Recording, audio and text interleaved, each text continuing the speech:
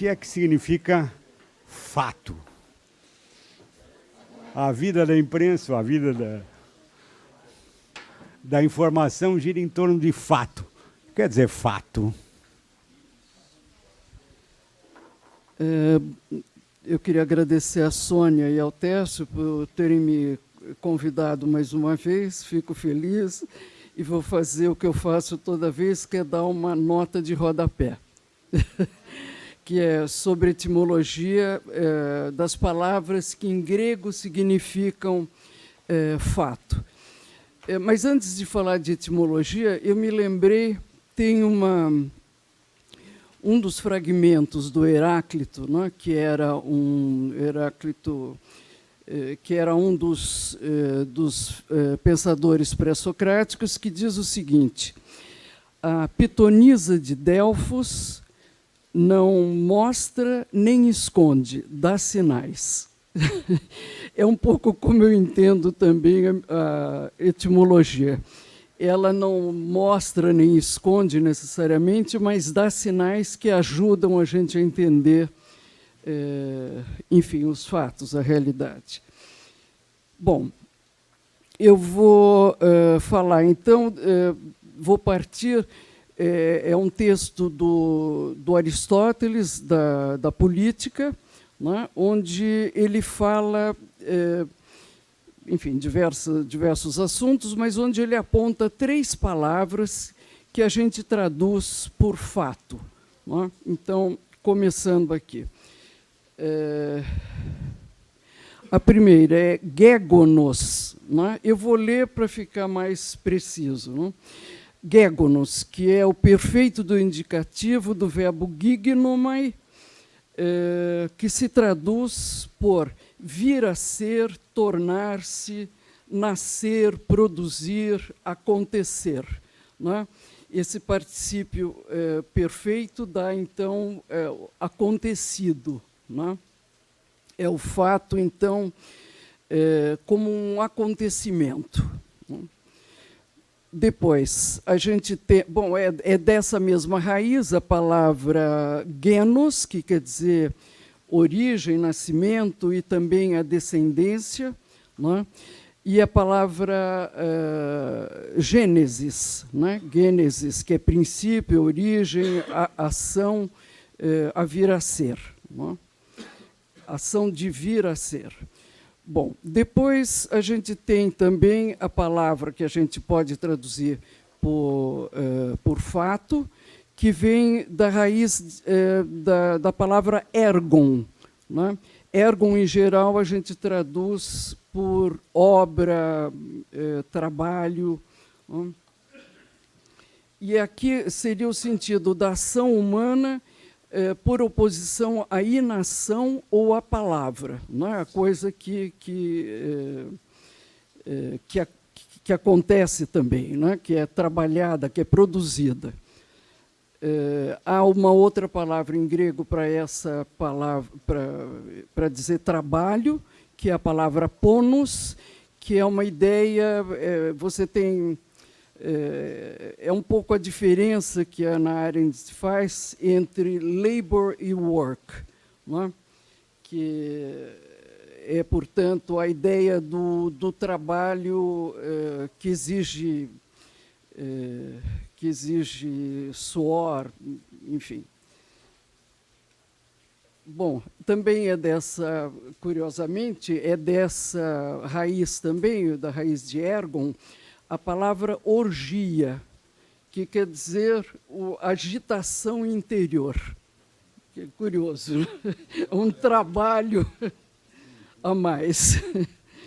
Bom, e depois, então, aí seria, então, o gégonos seria a ideia de fato como acontecimento, ergon, fato como trabalho, né?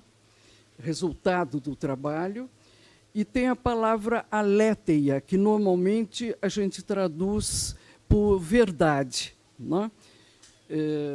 Nas línguas modernas, né? E ela se coloca em oposição a erro ou mentira. E também se traduz por realidade, por oposição à falsa aparência. O A que a gente tem, o alfa, né, que a gente tem na palavra aletheia, é o alfa privativo, que a gente chama. Então, ele nega o que vem depois. Né? O que vem depois é o esquecimento. Lete é, inclusive, um dos nomes de um rio do Hades. Né? Lete é o esquecimento. A aletheia seria o não esquecimento. Isso é uma etimologia proposta pelo Heidegger, né, que é muito discutida, contestada, mas é muito interessante. Né?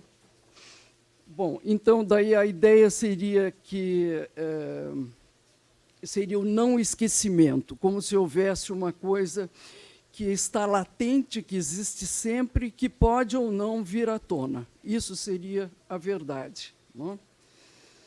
Então, a gente tem aqui essas 3 palavras que são citadas pelo Aristóteles, não é? Que é o fato como trabalho, como ergon, o fato como verdade, não é? Que é a aletheia, e o fato como gegonos, não é? Que é como acontecimento. Não é? Eu não tinha preparado a etimologia da palavra do latim, né, que em português vem direto do latim, mas eu vou pedir licença para ler o que você escreveu a respeito no seu livro, que, aliás, é excelente, claríssimo, maravilhoso. Bom, então, a palavra fato em sua origem latina. O sentido de fato como coisa real lembra a palavra latina res, não é? Que quer dizer coisa, mas há uma distinção lógica entre res, ou coisa, e fato, da qual não devemos descuidar. A coisa se define por meio de contornos espaciais, a coisa ocupa um lugar no espaço, enquanto que fato se define prioritariamente por seus contornos temporais, isto é, o fato tem o seu lugar no tempo, sendo um evento que acontece e gera efeitos, mas não perdura em si mesmo como a coisa corpórea. E aí, enfim, por diante, tem mais observações aqui. Bom, são essas, então, as etimologias que eu trouxe para vocês. E eu me lembrei de contar, enfim, de lembrar, porque todo mundo conhece, o mito do canto das sereias, né? Que acho que cabe bem aqui. Vocês sabem, a história é o Odisseu, que está voltando de Troia, né? Ele é ele é conhecido como muito astucioso, né? O epíteto que ele tem é esse, ele é muito astucioso. E, realmente, todos os problemas que ele encontra na viagem, ele resolve pela astúcia dele. Não é?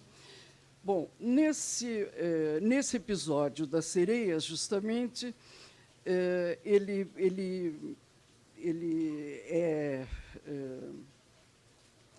a Circe, né, diz a ele que durante a viagem que ele vai fazer, ele vai se encontrar com as sereias, que têm um canto maravilhoso e muito prazeroso, não é? E que ele deve se precaver, não é, de não cair nessa história, porque todos os que ouvem a voz da sereia morrem. Não é?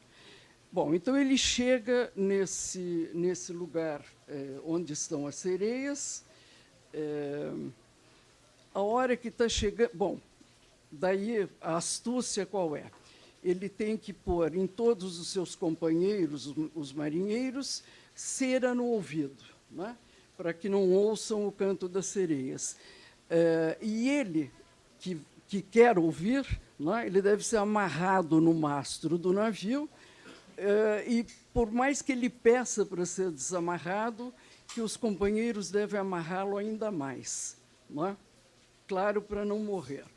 Bom, então isso acontece quando o navio está chegando perto da ilha onde estão as sereias. Vocês sabem que, nesse período, a sereia era vista, era um ser híbrido, como a gente conhece até hoje, mas era híbrido de corpo de pássaro. Não é? É rosto de mulher, corpo de pássaro e voz divina. Não é? Então, é um ser que participa de 3 naturezas diferentes. Não é? Portanto, tem muito poder. Então, a hora que chega o navio, dá uma calma impressionante, os ventos não sopram mais, e o navio dele passa bem devagar, ele ouve tudo o que elas dizem. Não é?